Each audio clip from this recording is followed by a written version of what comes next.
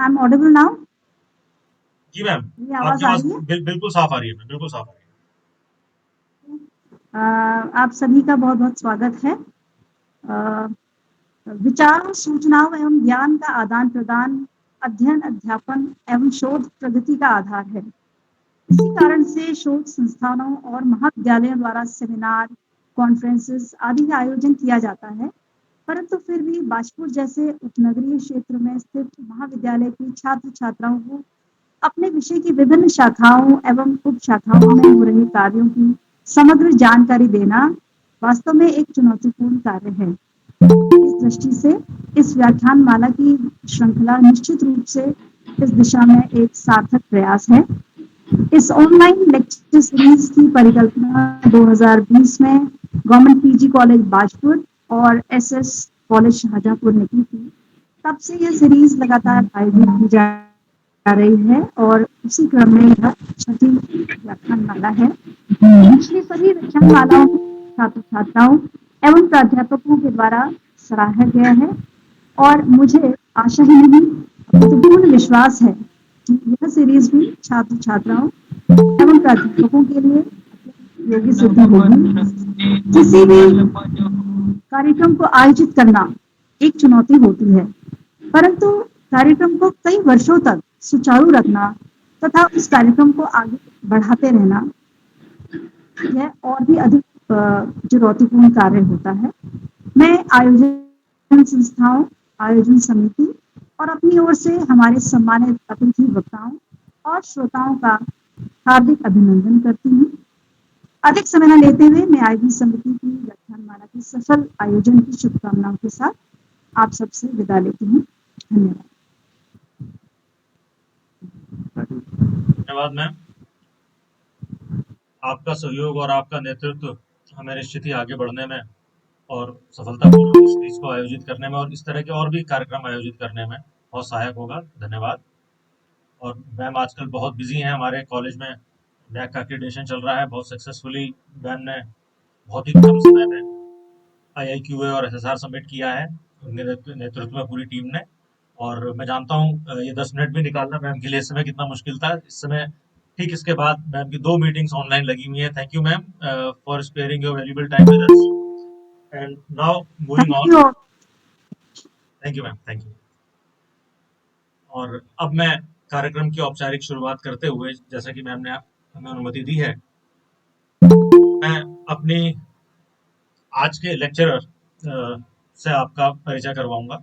So I cordially greet our valued invitees and audience on behalf of the organizing institutions, organizing committee, and on my own personal behalf.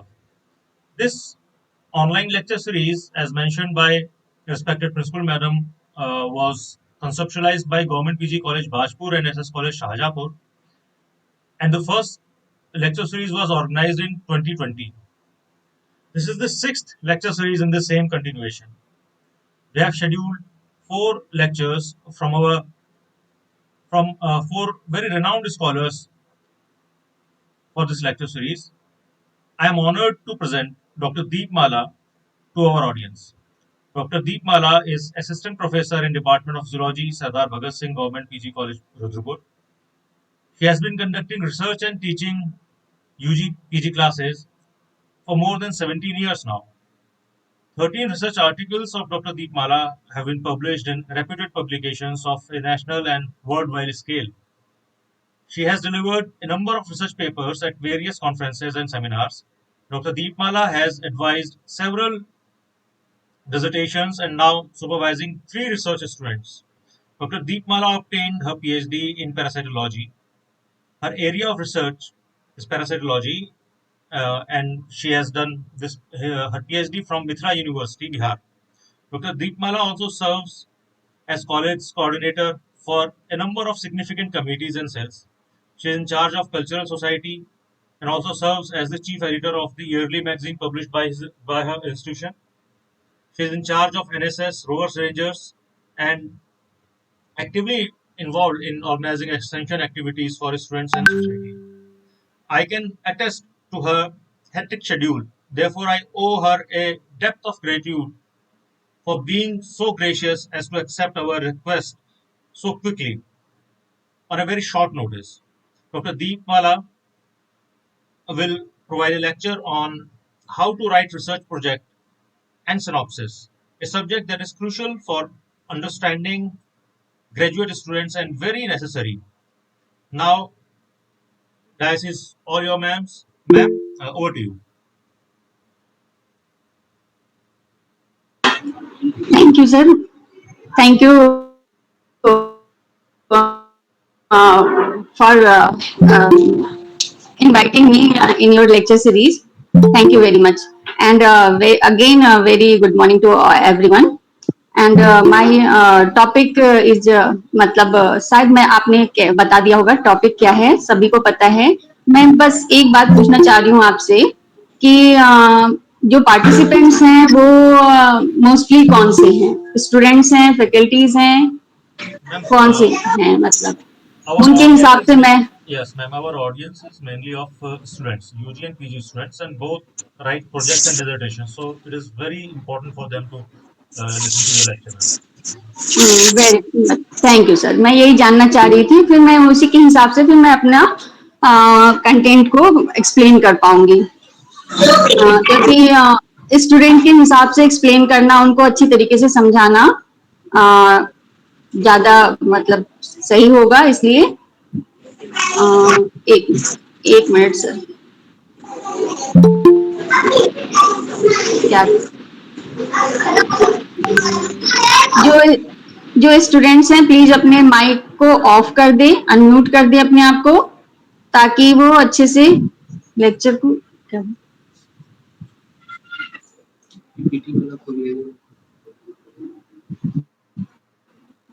PPT में ये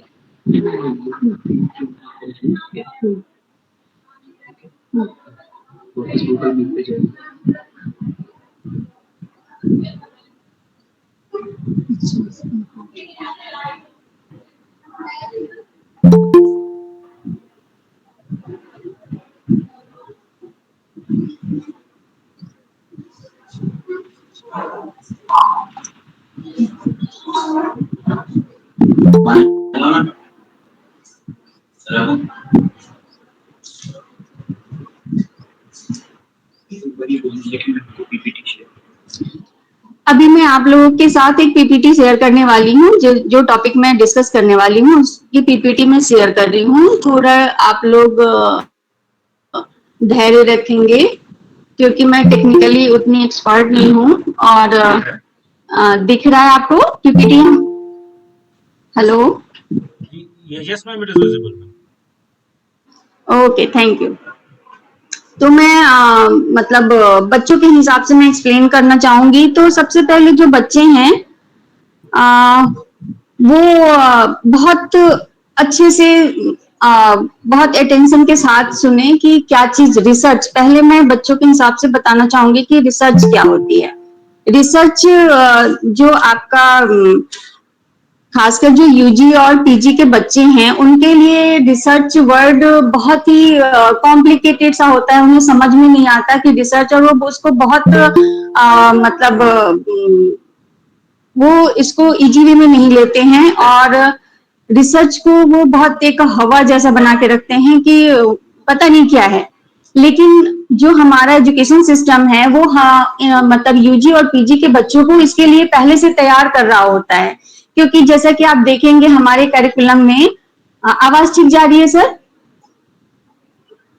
excuse me, hello, आवाज आ रही है? Yes ma'am. Okay, thank you. जी ma'am, clear है. तो okay, thank you. तो रिसर्च जो बच्चों के हिसाब से आपको प्रिपेयर किया जा रहा है, आपका यूजी और पीजी जो टेक्निकल लाइन में फील्ड में जाना चाहते हैं बच्चे, वो 12th के बाद ऑलरेडी वो अलग हो जाते हैं.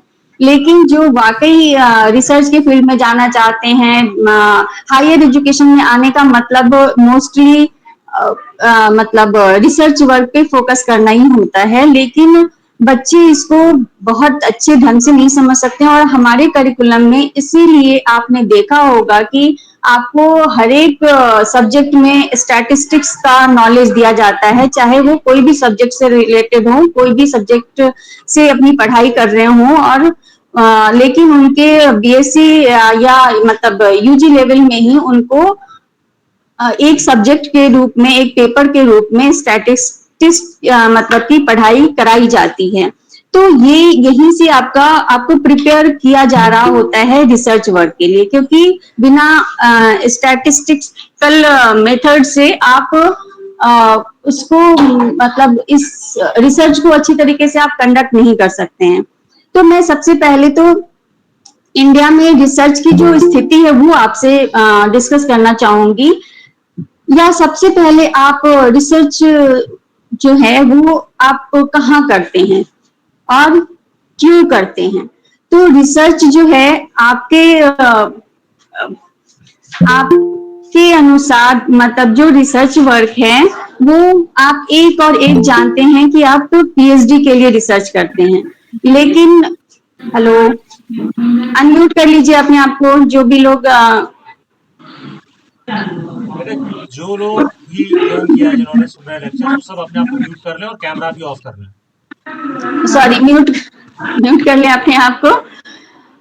तो जो बच्चों का जो टारगेट होता है वो पीएचडी प्रोग्राम पे फोकस होता है। लेकिन आप रिसर्च प्रोजेक्ट, जो मेरा आज का टॉपिक है कि राइटिंग अ रिसर्च प्रपोजल, ये कोई भी जो भी मतलब रिसर्च वर्क करना चाहता है, किसी भी फील्ड में करना चाहता है, यहाँ तक कि एक हाउसवाइफ भी एक रिसर्च प्रपोजल को भेज सकती है अलग अलग ऑर्गेनाइजेशन को के साथ मिलकर। वो किसी भी फील्ड पे रिसर्च कर सकती है और अपना योगदान अपने देश के डेवलपमेंट में दे सकते हैं। तो कोई भी इसको किस तरह से करेगा, उसी पे आज फोकस करने जा रही हूँ कि आप रिसर्च को किस तरह से लेंगे, देखेंगे कैसे। तो पहले सबसे पहले कि हम हमारे देश में बात करती हूँ कि रिसर्च की फील्ड में हम कहाँ हैं, हम कहाँ पे स्टैंड कर रहे हैं। तो नंबर्स में जैसे कि रिसर्च के कि हम कि कितने रिसर्च वर्क हम कर रहे हैं, तो नंबर्स में हम 3rd पोजीशन पे हैं। अमेरिका फर्स्ट पे है, चाइना सेकंड पे है और इंडिया 3rd पोजीशन पे है। लेकिन हम नंबर्स में 3rd पोजीशन पे हैं। क्वालिटी में, क्वांटिटी में तो 3rd पोजीशन पे हैं, लेकिन क्वालिटी में हम बहुत पीछे हैं। हमारा जो पीयर रिव्यूड आजकल जो है, बिना मतलब पीयर रिव्यूड के हम उसको ऑथेंटिक नहीं मानते हैं। तो हमारा जो रिसर्च वर्क है क्वालिटी वाइज हम बहुत पीछे हैं। अगर 188 कंट्रीज की बात की जाए तो हम उसमें 130 नंबर पे हैं। तो इसका मतलब आप सोच लीजिए कि हम कितने पीछे हैं।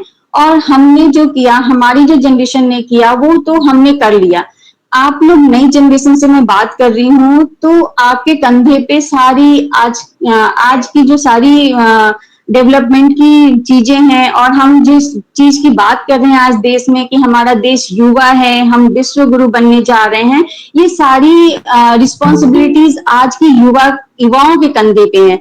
इसलिए आपको बहुत ज्यादा जानने की जरूरत है और बहुत मतलब आपको केयरफुल होने की जरूरत है। तभी हम जो कह रहे हैं उसको हम प्रूव करके दिखला पाएंगे वर्ल्ड के लेवल पे। तो इसलिए रिसर्च को, और हमारे टाइम में हमें रिसर्च के बारे में जो हमारे गाइड बता देते थे वही हम जानते थे। आज के डेट में आपके पास इंफॉर्मेशन की भंडार है, आपके चारों तरफ। आप अगर चाह ले तो आपको कहीं से भी इंफॉर्मेशन, एज फॉर एग्जांपल आज मैं आपको ऑनलाइन इंफॉर्मेशन देने के लिए यहाँ बैठी हूँ, तो आपके पास, लेकिन सिर्फ और सिर्फ क्या डिपेंड करता है कि आप कितनी आप चाह रखते हैं इस चीज को अच्छे से करने के लिए। तो लेकिन और कुछ हमारे जो कंट्री के साथ कुछ मतलब दिक्कतें भी हैं, जिस दिक्कतों में से एक है कि फंडिंग की दिक्कत है, जिसमें हमारे कंट्री में जो इस पे स्पेंड होता है, इंडिया मतलब जो स्पेंड करते हैं अपने रिसर्च वर्क पे, वो है 0.7%। अपने जीडीपी का 0.7% ओनली वो खर्च करती है रिसर्च वर्क पे। मतलब रिसर्च एंड डेवलपमेंट पे। और इस मामले में यूएस बहुत आगे है, चाइना आगे है, इजराइल तो 4.3% अपने जीडीपी का खर्च करता है, अपने कोरिया 4.2% अपने जीडीपी का खर्च करता है। इसलिए आप देखेंगे कि हम डेवलपिंग कंट्री हैं और डेवलप्ड कंट्री इन्हीं रिसर्च वर्क डेवलपमेंट के कारण हम उस पर डिपेंडेंट है, इसलिए हम डेवलपिंग हैं, हम डेवलप्ड नहीं है, क्योंकि हम सारी चीजों के लिए, सारी टेक्नोलॉजी के लिए, जो वो अपने रिसर्च से निकाल कर लाते हैं उन पे हम डिपेंडेंट हैं। तो इसलिए हमको डेवलपिंग से डेवलप्ड कंट्री में आने के लिए सबसे ज्यादा फोकस अगर किसी चीज पे करना है तो रिसर्च वर्क पे करना है। हमारे एजुकेशन का मोटो ही होना चाहिए कि हम जिस सिचुएशन में रह रहे हैं वहां पे जो भी प्रॉब्लम्स है उसका हम सॉल्यूशन निकालें। तो इसलिए और जो लोग इंटरेस्टेड होते हैं रिसर्च वर्क में, उनको सबसे बड़ी बात है कि उनको बहुत ही ईमानदारी से रिसर्च वर्क करना चाहिए, ना कि नंबर्स के लिए। तो इतनी मतलब बातें तो मैंने इसलिए बोली कि आप लोग बच्चे हैं, आप लोग के कंधे पे सारे अब जिम्मेदारियां हैं कि आप रिसर्च को किस तरह से ले, कॉपी कट पेस्ट इससे बचकर आप कुछ ओरिजिनल निकालने की कोशिश करें, कुछ अच्छा करें। रिसर्च का मोटो ही होता है कि आप क्या कंट्रीब्यूट कर रहे हैं सोसाइटी को, अपने मतलब देश को, आप इस पूरे समाज को, वर्ल्ड को क्या कंट्रीब्यूट कर रहे हैं, आपके रिसर्च से क्या फायदा हो रहा है, उल्टा इसके हो क्या रहा है, हम एक डिग्री के लिए सिर्फ रिसर्च वर्क करते हैं। तो फाइनली अब मुझे इतना बच्चों आपसे कहना था, इसलिए मैं अपने टॉपिक से भटककर मैंने इतना कुछ कहा है। अब मैं अपनी टॉपिक पे आती हूँ, क्योंकि आप लोगों के जो भी बच्चे इंटरेस्टेड हैं उनसे ये रिलेटेड है कि आप सबसे पहले तो आपको पता चलना चाहिए, जो भी इंटरेस्टेड बच्चे हैं रिसर्च के फील्ड में जाना चाहते हैं, तो उनका सबसे पहला काम होता है कि वो रिसर्च प्रपोजल, जो मतलब कि आप किस तरह से चुने, आप क्या करें रिसर्च के लिए। सबसे मतलब बच्चों को ये समझ में नहीं आता है कि रिसर्च प्रोजेक्ट या पीएचडी या अगर हम रिसर्च पेपर लिख रहे हैं तो हम मतलब क्या करें। तो सबसे पहले तो आपके मन में क्वेरी होना चाहिए, आपके मन में ये लालसा होनी चाहिए, आपके मन में क्वेश्चन होने चाहिए, आपके मन में प्रॉब्लम होनी चाहिए और उसकी सॉल्यूशन की करने की लालसा होनी चाहिए। और ये रिसर्च वर्क जो है वो मतलब किसी भी फील्ड से आप किसी भी मतलब चीजों पे कर सकते हैं। तो रिसर्च वर्क के लिए सबसे पहले आपका मतलब एरिया ऑफ इंटरेस्ट आपको जानना पड़ेगा। एक अच्छे रिसर्च के लिए आपको ये जानना पड़ेगा कि आपको किस फील्ड में इंटरेस्ट है। सबसे बड़ी बात, उस फील्ड में इंटरेस्ट, जिस भी फील्ड में आपको इंटरेस्ट है तो उसमें आप उस फील्ड के बारे में आप सबसे पहले जो प्रीवियस नॉलेज है उस फील्ड के बारे में उसको आप स्टडी करेंगे। उसका जो स्टडी मटेरियल है वो आजकल ऑनलाइन किसी जर्नल से, बुक से, कहीं से भी आपको मिल सकता है, इजीली आजकल अवेलेबल होता है। जो भी आपके एरिया ऑफ इंटरेस्ट है, फील्ड है, उसको सबसे पहले आप अपने इंटरेस्ट के फील्ड पे जाइए। बहुत उसके बाद आप जो प्रीवियस नॉलेज है, जितना उसके बारे में आज तक काम हो चुका है उसको पढ़िए। इसको हम लिटरेचर रिव्यू के नाम से भी जानते हैं। तो लिटरेचर रिव्यू को आपको रिसर्च जो प्रपोजल लिखते हैं या पीएचडी थीसिस लिखते हैं या डिजर्टेशन लिखते हैं या रिसर्च पेपर लिखते हैं, कुछ भी लिखते हैं तो उसमें आपको लिटरेचर रिव्यू मेंशन करना होता है। और जो बच्चों के बीच में धारणा है कि हम कॉपी करना गलत नहीं है, लेकिन बिना सोचे समझे कॉपी करना गलत है। आप जितना लिटरेचर रिव्यू करेंगे, जितने लोगों को पढ़ेंगे, जितनी चीजें मतलब एक टॉपिक के बारे में जितनी चीजें जानेंगे, इसी का मतलब रिसर्च है। सच पूछिए तो यही रिसर्च है कि आप उस सब्जेक्ट के बारे में कितना जानते हैं। तो सबसे पहले आप अपने एरिया ऑफ इंटरेस्ट के फील्ड में रिसर्च करने से पहले उसका लिटरेचर रिव्यू करिए। तो सबसे पहले आपको अब यहाँ से मैं टॉपिक पे आती हूँ, शायद मेरे पास बहुत टाइम भी नहीं है। What is research? सबसे पहले तो हम रिसर्च जानेंगे कि क्या है रिसर्च, क्या है। तो रिसर्च दो वर्ड्स के मिलने से बना है, री एंड सर्च।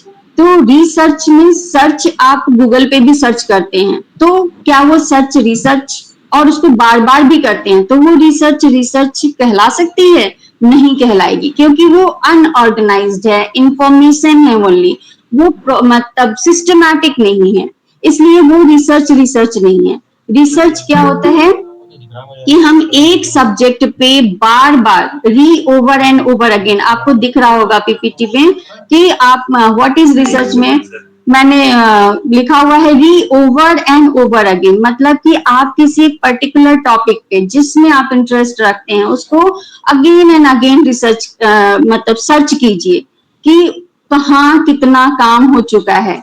अगर उसमें आपको प्रॉब्लम दिखता है, गैप दिखता है, तो उस पे आपको काम करना है, उसको उस पे वर्कआउट करके और उससे अपनी चीजों को निकालना है।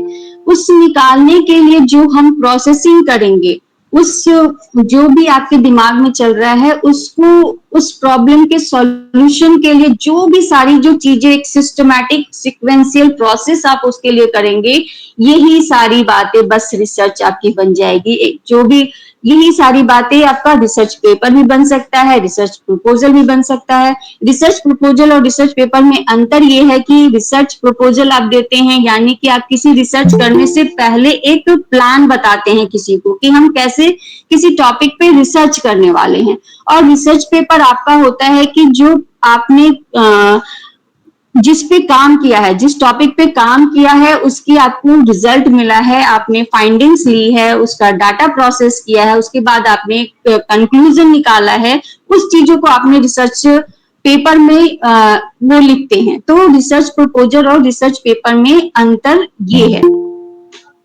तो सबसे पहले आप लोगों को अगर पीएचडी करना चाहते हैं तो व्हाट इज रिसर्च, बार बार जो आप कहीं पे किसी एक पर्टिकुलर चीज को सर्च कर रहे हैं, this is research. But research जो होगा वो क्या होगा, सिस्टमैटिक होगा और वो उसकी प्रोसेसिंग होगी, तब वो रिसर्च बन जाता है, सर्च रिसर्च बन जाता है। तो सर्च, और उसके बाद सर्च आपको दिख रहा होगा, search finding until you reach goal. जो आपने गोल सेट किया है, गोल क्या सेट हो सकता है, जैसे कि गोल के बारे में आप जो मैं बार बार कह रही हूँ, आपका एरिया ऑफ इंटरेस्ट जो भी है उसके लिए एक टर्म आता है हाइपोथेसिस। हाइपोथेसिस पहले अपने दिमाग में एक परिकल्पना कर। जी सर, आपका शेयर होना भी बंद हो गया यार, सर दोबारा शेयर कर देंगे स्लाइड को। Okay okay.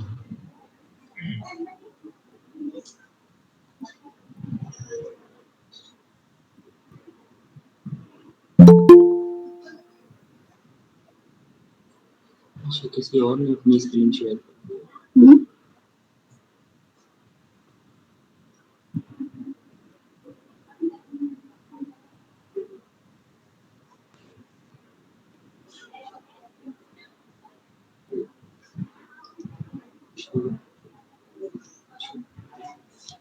सर दिख रहा है? हाँ बिल्कुल क्लियर है। Okay okay.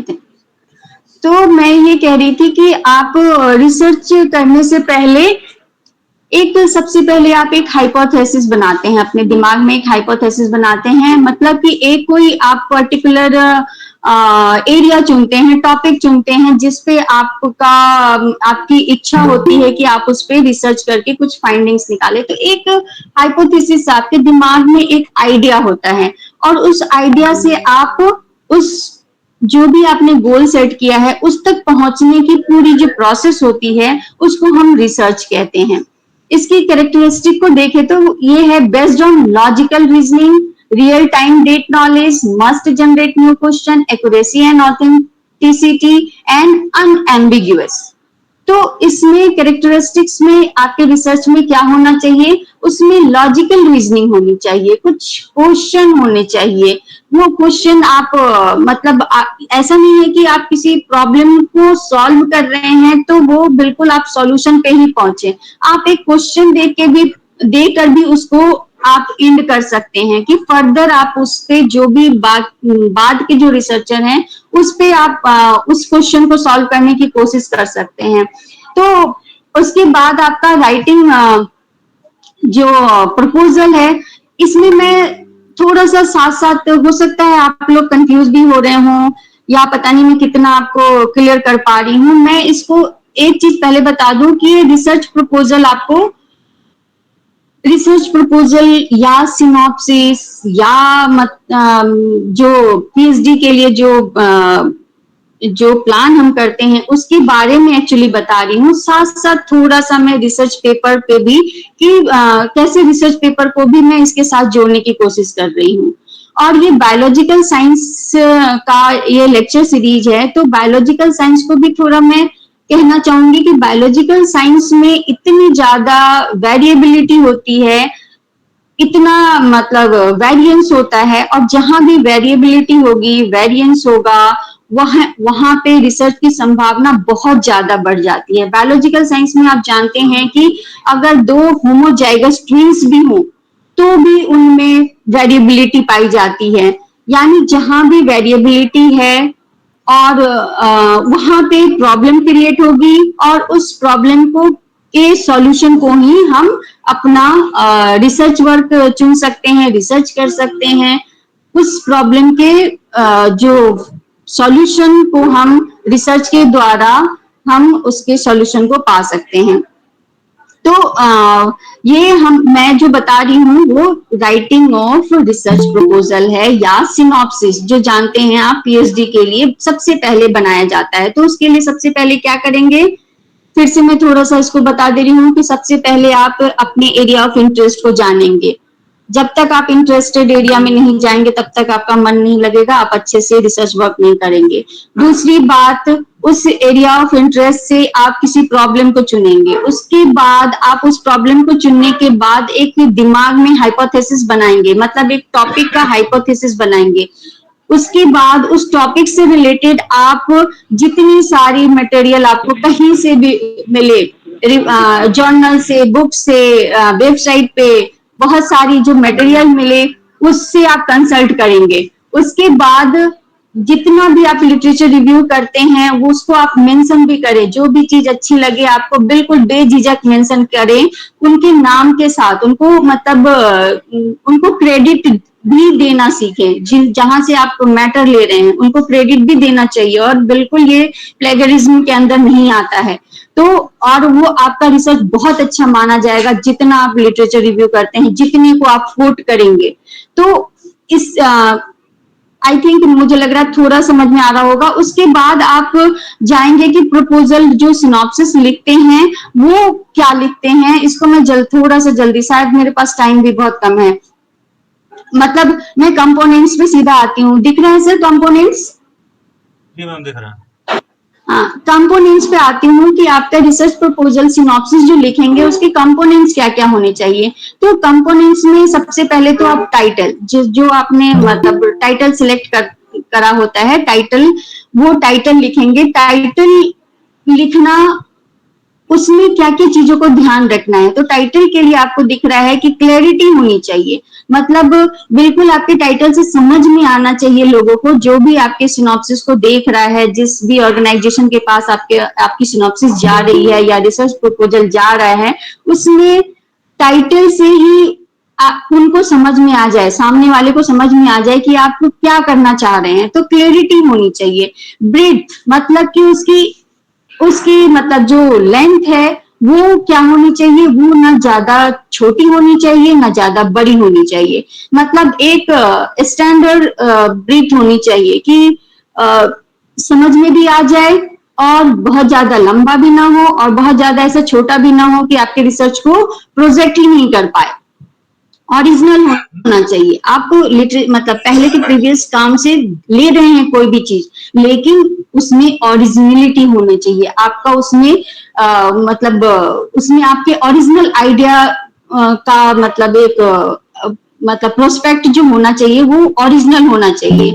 और जो टाइटल जो है वो स्पेसिफिक होना चाहिए, मतलब अगर मैं जिस टॉपिक पे काम कर रहा हूँ, ऐसा नहीं कि पूरे, अगर मैं एक एग्जांपल की तरह कि जैसे मैं एड्स पे काम कर रहा हूँ, तो ऐसा ना हो कि पूरे वर्ल्ड पे ही हम काम करने लगे। हमारा टाइम जो एक तो टाइटल स्पेसिफिक होना चाहिए, प्लस एरिया भी, जितने आप छोटे एरिया पे काम करेंगे उतना आपका ऑथेंटिक जो आउटपुट है वो उतना ऑथेंटिक निकल कर आएगा।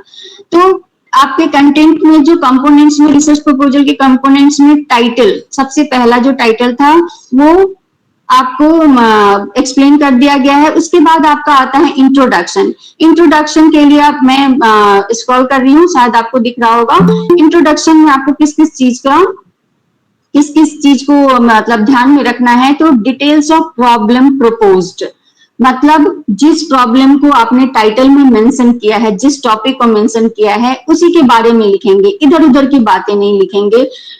उसके मतलब फालतू की मोटाई, लंबाई, चौड़ाई बढ़ाने की जरूरत नहीं होती है। आप बिल्कुल एग्जैक्ट जो आपने टॉपिक लिया है उस पे बातें लिखेंगे।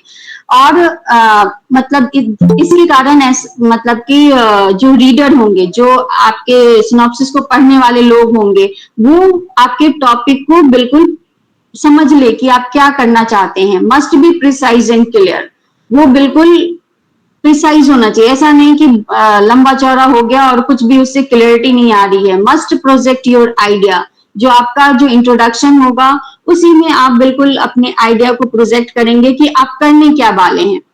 बट यहाँ पे एक बात बता दूं कि जो रिसर्च प्रपोजल है वो आप प्लान बताएंगे, और रिसर्च पेपर में आप उस इंट्रोडक्शन में आप क्या करने वाले हैं या क्या कर रहे हैं वो भी आप लिख सकते हैं। तो ये थोड़ा सा डिफरेंस होता है रिसर्च प्रपोजल में और रिसर्च पेपर में। Must be relevant and explains importance of study, मतलब इंट्रोडक्शन में ही आपने जो भी हाइपोथेसिस लिया है, जो भी सोचा है, उसके बारे में आपके दिमाग में एक आइडिया होगा कि आप ये किस तरह से वो आपका टॉपिक आपके सोसाइटी के लिए कोई कंट्रीब्यूशन दे रहा है। जो आपका स्टडी जो है वो किस तरह से मतलब समाज के लिए, किसी भी चीज के लिए कंट्रीब्यूट कर रहा है, क्या इंपॉर्टेंस रखता है, ये सारी बातें आप इंट्रोडक्शन में मेंशन करेंगे। उसके बाद आपका आता है कंपोनेंट पे थर्ड जो पॉइंट है आपका ऑब्जेक्टिव्स। तो ऑब्जेक्टिव्स के लिए है, उसके ऑब्जेक्टिव्स लिखने में क्या क्या बातें ध्यान देनी होती है, वो होता है ऑब्जेक्टिव्स जो होते हैं वो मोस्ट इंपॉर्टेंट, मतलब ऑब्जेक्टिव्स में आपको एक पॉइंट्स में, बिल्कुल जैसे बुलेट्स में ही आपको देना होता है कि आपका मोटो क्या है, ऑब्जेक्टिव्स क्या है। इसको मतलब इंपॉर्टेंस को ही दिखाते हैं कि आपके जो रिसर्च वर्क है उसका इंपॉर्टेंस क्या है। और बहुत ज्यादा ऑब्जेक्टिव्स लेकर नहीं चलते हैं। आपका जरूरी नहीं है कि आप बिल्कुल एक पन्ना 2 पन्ना भर दें ऑब्जेक्टिव्स। आपका, मैंने एक पॉइंट में लिखा है 1 और 2 clearly stated relevant objectives are good enough, मतलब 1 और 2 ऑब्जेक्टिव भी आपका अगर सब्जेक्ट से रिलेवेंट है तो वो ठीक है। तो जो मतलब इतने ही ऑब्जेक्टिव लें जिसको आप उसके साथ आप जस्टिस कर सकें, उतने ही ऑब्जेक्टिव्स आप लें। उसके बाद है आपका कि और ऑब्जेक्टिव्स अगर 3-4 हो रहे हैं तो उसके इंपॉर्टेंस के हिसाब से कि आपका कौन सा ऑब्जेक्टिव कितना इंपॉर्टेंट है, उस इंपॉर्टेंस के हिसाब से आप उसको ऑर्डर में लिखें। एक मतलब सबसे जो इंपॉर्टेंट आपका ऑब्जेक्टिव है सबसे पहले आना चाहिए, उसके बाद जैसे नेक्स्ट करके आप कर सकते हैं। उसके बाद है आपका कंपोनेंट्स में आपका लिटरेचर रिव्यू। लिटरेचर रिव्यू के बारे में शायद मैंने बहुत सारी बातें बता दी। ये जो लिटरेचर रिव्यू करते हैं तो स्टडी रिलेवेंट रिसर्च, ये सारी बातें शायद मैंने, must reflect a gap, quoting is not enough, must include relevant papers, must not be written as it is, must be coherent, must provide good knowledge in the field of inquiry, provide insight on different methodology, easily। एक चीज और बता दूं, ये छूट गया था मुझसे, लिटरेचर रिव्यू में ही आप जिस भी टॉपिक पे लिटरेचर रिव्यू कर रहे हैं, रिसर्च प्रपोजल देने वाले हैं, रिसर्च पेपर लिखने वाले हैं, उसमें पहले से जिन्होंने काम किया है उनकी मेथोडोलॉजी को भी देखें कि उन्होंने किस मेथोडोलॉजी को लेकर अपने रिसर्च को अंजाम तक पहुंचाया है। अगर वो आपको रिलेवेंट लगता है तो उस मेथोडोलॉजी को भी आप ले सकते हैं। तो मेथोडोलॉजी भी लेने के लिए आपको लिटरेचर रिव्यू करना जरूरी है, जिससे कि आपको पता चले कि कितना आपका मैडम आई है क्या? तो सॉरी फॉर डिस्टर्बिंग। तो मेथोडोलॉजी जो है वो आपका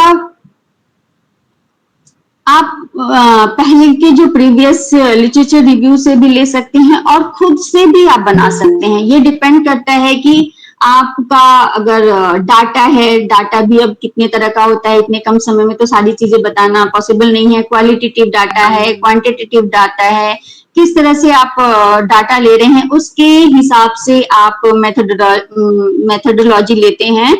उसके बाद आपकी जो होती है सैम्पलिंग भी बहुत तरीके से प्रोसेस होती है। इसको अगर आप करना चाहेंगे तो ये बहुत बड़ी बात भी नहीं है। सैम्पलिंग में आपकी सैम्पलिंग का साइज क्या होता है, कैसे लेते हैं, जिससे कि सैम्पलिंग का सबसे मेन मकसद है कि आपके गोल को वो किस तरह से कितने जो सैम्पलिंग का जो तरीका है वो आपके टॉपिक पे डिपेंड करता है कि किस तरह का आप सैम्पलिंग लें और कितना लें। ये आपके टॉपिक से ही रिलेटेड होता है, उसी पे आप डिपेंड मतलब उसी से आप सैम्पलिंग ले सकते हैं। सैम्पलिंग के बहुत सारे तरीके होते हैं।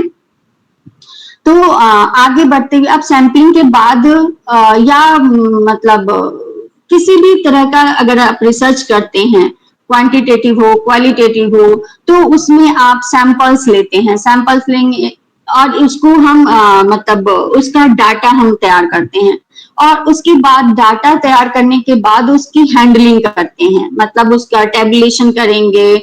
उसको हम अपने हिसाब से जिस भी क्राइटेरिया को लेकर हम चले हैं उसके हिसाब से हम उसकी डाटा की हैंडलिंग करते हैं। तो इसको हम प्रोसेस कहते हैं, प्रोसेसिंग ऑफ डाटा। उसके बाद आपका उस डाटा के प्रोसेसिंग के बाद जो भी आउटकम आता है, रिजल्ट आता है, उसको हम नेक्स्ट हेडिंग में लिखते हैं आउटकम, रिजल्ट या रिजल्ट एंड डिस्कशन, कुछ भी करके आप फिर उसको जो प्रोसेस किया हुआ डाटा है उसको आप रिजल्ट में लिखेंगे। उसके बाद आपका और ये रिजल्ट लिखना होगा तो वो रिसर्च पेपर हो जाएगा। लेकिन अगर आप प्लान कर रहे हैं, रिसर्च प्रपोजल की बात कर रहे हैं, तो ये आपकी स्क्रीन पे दिख रहा होगा, उसमें you do not have result still. ये साफ साफ लिखा है कि जब रिसर्च प्रपोजल, मैं रिसर्च प्रपोजल की बात कर रही हूँ, लेकिन जब रिजल्ट आप लिखेंगे तो वो रिसर्च पेपर हो जाएगा या आपका डिजर्टेशन हो जाएगा या आपका पीएचडी थीसिस हो जाएगी। तो यहाँ पे हम रिजल्ट नहीं लिखते हैं। जब हम रिसर्च प्रपोजल लिख रहे हैं किसी के मतलब सिनॉप्सिस, किसी मतलब ऑर्गेनाइजेशन से हम रिसर्च के लिए कोई ग्रांट लेने की कोशिश कर रहे हैं, तो हम केवल प्लान बताएंगे, रिजल्ट कैसे हम लाएंगे उसके बारे में हम बताएंगे, अपना आइडिया देंगे। उसके बाद नेक्स्ट कंक्लूजन लिखते हैं। कंक्लूजन में आपको state feasibility of study, upcoming challenges, upcoming threats, difficulties, hindrance, make a conclusive work remark. तो ये कंक्लूजन भी जब आप रिसर्च वर्क करके रिसर्च पेपर के लिए जब लिखते हैं तब तो आपके पास कंक्लूजन होगा, लेकिन रिसर्च प्रपोजल के लिए, सिनॉप्सिस के लिए, डिजर्टेशन के लिए, पीएचडी थीसिस के लिए, मतलब वो सिनॉप्सिस लिखने के लिए बात कर रहे हैं, तो आप कंक्लूजन में आप अपनी आइडिया से कि हमारे स्टडी में क्या फिजिबिलिटी होगी, क्या चैलेंजेस आएंगे, ये सब अपने आइडिया से। ये जरूरी नहीं है कि जो भी आप इस प्लान कर रहे हैं वो सारी चीजें आपकी बाद में भी फॉलो हो, एज इट इज फॉलो हो, ये बिल्कुल जरूरी नहीं है। ये आप जब रिसर्च प्रपोजल देने वाले होते हैं तो उस समय अपने एक हाइपोथेसिस के अनुसार, एक आइडिया के अनुसार, हाइपोथेसिस के बारे में भी बताऊं तो हाइपोथेसिस के लिए जब हम पहले स्टेप पे ही होते हैं, हाइपोथेसिस सिलेक्ट कर रहे होते हैं, तो उसमें भी उसकी टेस्टिंग ऑफ हाइपोथेसिस होती है कि हम हाइपोथेसिस हमारा सही है। ये सारी बातें आपको आसानी से बाद में आपको पता चलेगी। तो हाइपोथेसिस भी एक बहुत लंबा चौड़ी बातें हैं जिसको कि अब इतने कम टाइम में तो इंक्लूड किया नहीं जा सकता। उसके बाद रेफरेंसेस देते हैं। रेफरेंसेस में आप जब प्लान कर रहे हैं, सिनॉप्सिस या रिसर्च प्रपोजल लिख रहे हैं, तो रेफरेंसेस में आप जो भी लिटरेचर रिव्यू आपने किया है वो उनके रेफरेंसेस देंगे। Document to be consulted, references में जो भी आपने डॉक्यूमेंट कंसल्ट किया है उसके बारे में लिखेंगे। Follow technicalities in writing references to be presented in alphabetic order, classify journal, books, report, newspapers, website। मतलब आप यहाँ देख रहे हैं कि न्यूज़पेपर से भी हम जो भी कंटेंट लेते हैं उसको भी हम अपने रेफरेंसेस में मेंशन कर सकते हैं। तो जो भी आप जहां से भी आपने लिटरेचर रिव्यू किया है उसके लिए मैटर लिया है उन सबको आप क्रेडिट देंगे, उन सबको आप रेफरेंसेस में मेंशन कर सकते हैं। और इसमें एक चीज का ध्यान रखेंगे कि एक अल्फाबेटिक ऑर्डर में होगा तो किसी को रेफरेंसेस देखने में आसानी होती है, अच्छा लगता है, तो इस बात का ध्यान रखना चाहिए रेफरेंसेस को देने में। वैसे कोई ऐसी बहुत मतलब नेसेसरी चीज नहीं है कि आप अल्फाबेटिक ऑर्डर में ही लिखें, कि कोई ईयर के हिसाब से भी लिख देते हैं कि पहले सबसे प्रीवियस क्या काम हुआ है, मतलब उसको ले लेते हैं अपने रेफरेंसेस के लिए, मतलब एक ऑर्गेनाइज्ड वे में लिखने के लिए। तो आप कुछ भी अपनी क्राइटेरिया को रख सकते हैं। जब हम रिसर्च प्रपोजल लिख रहे हैं तो रिसर्च पेपर में आपका रेफरेंसेस देकर यहीं पे कहानी खत्म हो जाती है, लेकिन जब आप अगर रिसर्च प्रपोजल के लिए या सिनॉप्सिस के लिए प्रपोजल दे रहे हैं तो इसके लिए आपको एक टाइमलाइन की भी जरूरत होती है। उनको ये बताना होता है, जो भी आप ऑर्गेनाइजेशन से कंसल्ट करने जा रहे हैं उनको एक टेबुलर फॉर्म में बताना होता है कि आप कितने टाइम में कितना टाइम स्पान होगा आपके इस पूरे रिसर्च वर्क का, वो एक टेबुलर फॉर्म में आपको देना होता है। तो इसके लिए इतना मतलब अलग अलग आप स्पेसिफाई भी कर सकते हैं कि मैं फील्ड वर्क पे कितना दूंगा। एज फॉर एग्जांपल कि मैं किसी का फील्ड वर्क है तो उस पे कितना दूंगा, अगर किसी का एक्सपेरिमेंटल है तो उस पे कितना होगा, अगर डाटा हैंडलिंग पे मैं कितना टाइम खर्च करने वाला हूँ, उसके बाद उसकी प्रोसेसिंग पे मतलब कितना टाइम खर्च करने वाला हूँ। तो इस तरह से आप एक टेबुलर फॉर्म में टाइमलाइन को भी आप उसको दिखाएंगे, अपने प्रोजेक्ट में रिप्रेजेंट करेंगे। उसके बाद है आपका पर्पस ऑफ रिसर्च प्रपोजल और सिनॉप्सिस।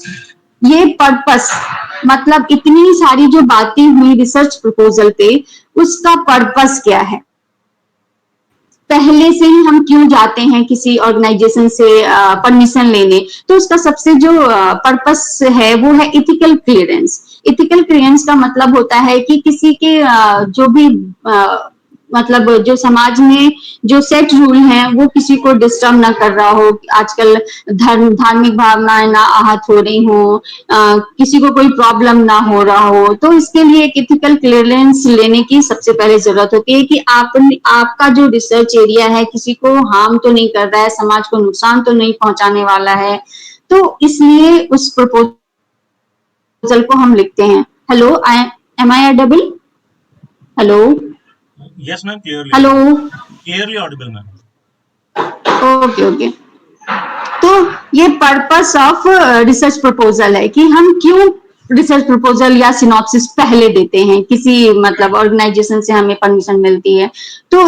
और उसके बाद है आपका मेन जो है वो फंडिंग के लिए, कि आपको उससे फंडिंग मिलती है। फॉर्मल रजिस्ट्रेशन टू यूनिवर्सिटी, अगर आपको पीएचडी डिग्री लेनी है तो आपको फॉर्मल रजिस्ट्रेशन यूनिवर्सिटी के साथ कराना ही होगा, क्योंकि तभी आपको जाके आपको डिग्री, जो पीएचडी की डिग्री होती है वो आपको मिल पाएगी। जब तक ये रजिस्ट्रेशन नहीं करेंगे, आप कितना भी रिसर्च कर लें, आपको पीएचडी की डिग्री नहीं मिलेगी। तो इसलिए इसको मतलब इसका ये पर्पस भी होता है।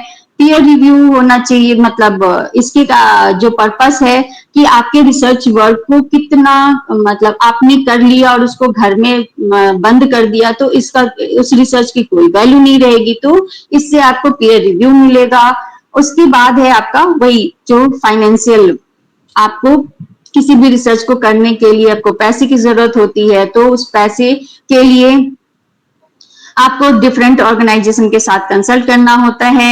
वो डिपेंड करता है कि आपका एरिया ऑफ जो रिसर्च फील्ड है वो क्या है, उस पर डिपेंड करता है कि मतलब कोई साइंस से रिलेटेड रिसर्च प्रोजेक्ट को कराते हैं, कोई मतलब ह्यूमन जो ह्यूमैनिटीज से कराते हैं। तो ये सारी चीजें आपको ये सारे जो पर्पस हैं वो रिसर्च प्रपोजल के हैं।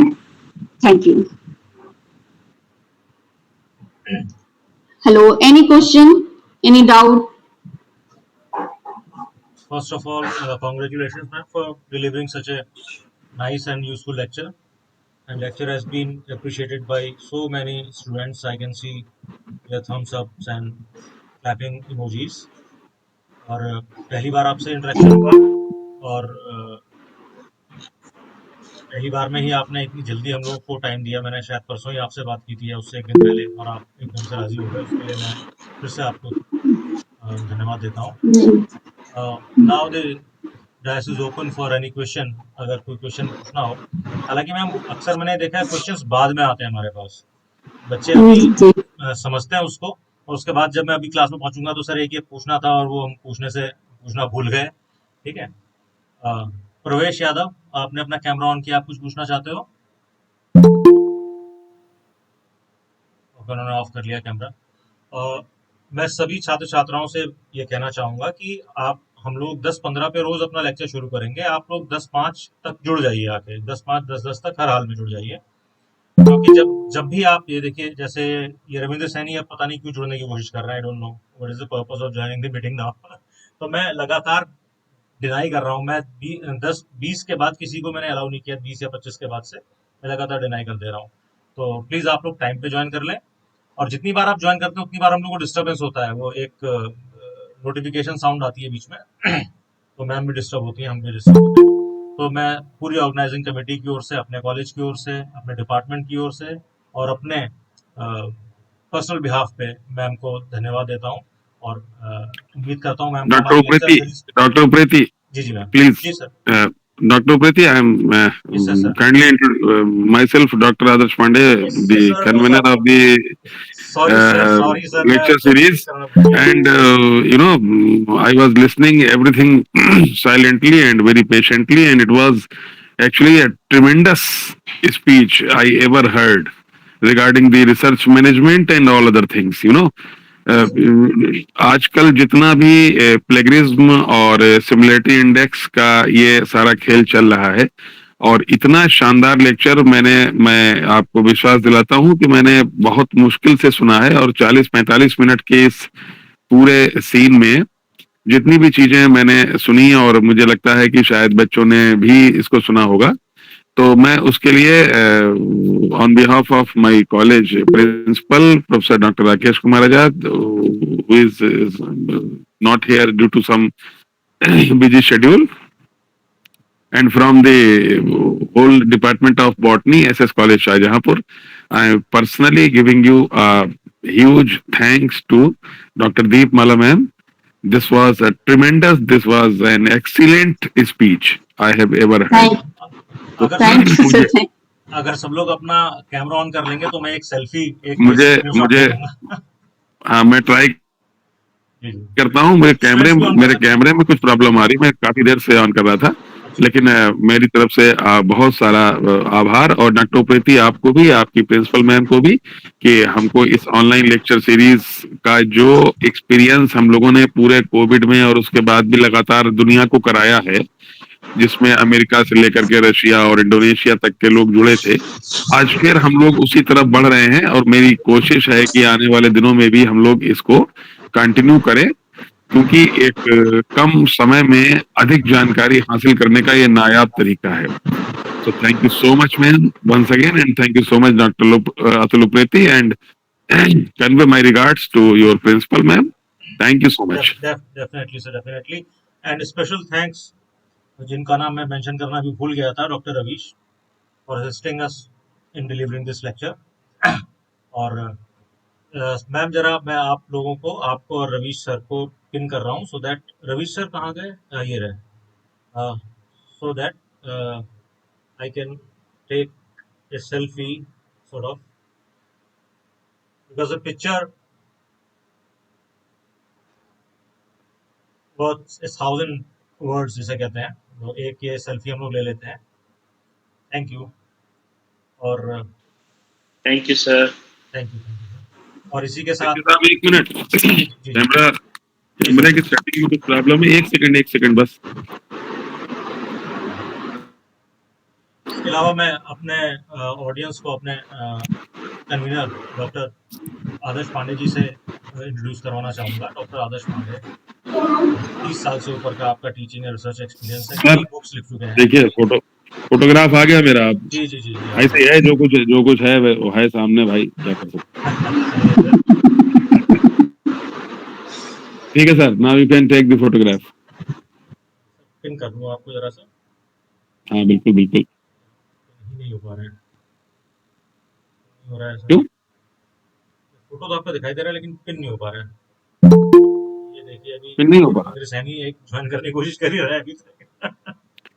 वो तो करते रहेंगे, आपको मालूम है हम लोगों का पुराना तजुर्बा है। सर मैं एक चीज सर शेयर वो करना चाह रहा था ऑडियंस के साथ। हमारे वहाँ के फैकल्टी हैं। Hello sir, excuse me sir. Oh I am sorry, I am so sir sorry. Atul sir हमारे वहाँ के एक फैकल्टी हैं, शायद वो ज्वाइन करना चाह रहे हैं। रविंद्र सर हैं, अगर वो करने की रविंद्र कोशिश सैनी कर सर रहे ना। हैं, स्वागत है उनका। मैं हाँ ओके सर, हाँ kindly let him join. Okay जी सर, अगर इस बार करते हैं तो मिल जाए।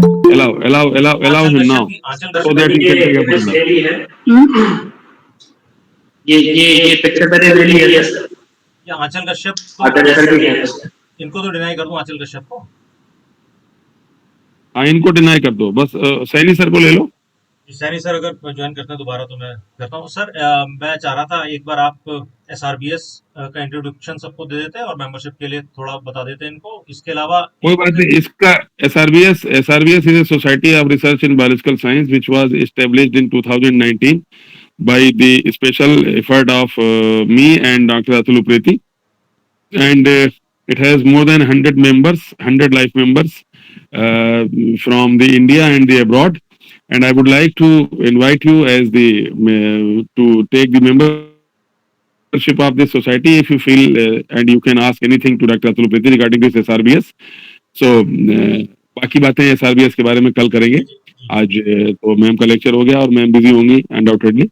तो SRBS की मेंबरशिप के लिए आप लोग आएंगे तो आपको बहुत खुशी होगी। बहुत काम किया हम लोगों ने और लगातार काम चल रहा है। तो उप्रति साहब अब आप फोटोग्राफ लीजिए एंड ले ली सर मैंने फोटोग्राफ।